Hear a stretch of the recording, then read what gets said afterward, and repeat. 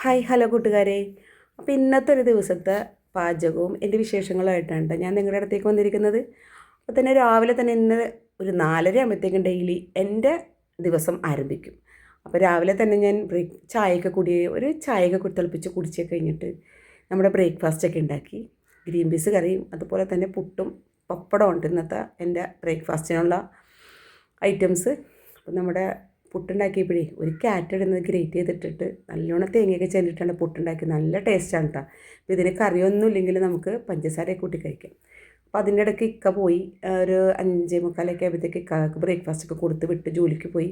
ഞാൻ അരിയൊക്കെ അടുപ്പത്തേക്ക് ഇട്ടു. അപ്പോഴാണ് ഇന്നലെ ഞാൻ കണ്ടുവച്ചതാണ് കേട്ടോ ഈ മുരിങ്ങയില.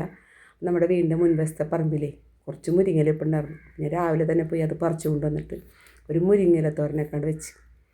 അത് കഴിഞ്ഞിട്ട് പിന്നെ നമുക്ക് വെക്കാനുള്ളതൊരു മീൻ കറിയാണ് കേട്ടോ.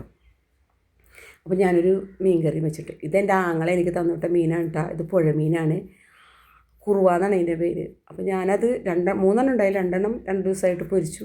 പിന്നെ ഇന്ന് ഒരെണ്ണം എന്ത് കറി വെക്കുമെന്ന് ചോദിച്ചപ്പോഴേ ഈ മീനിൻ്റെ കാര്യം ഓർത്തിട്ട് മീൻ വേഗം തന്നെ നന്നാക്കി അതും കറി വെച്ചു.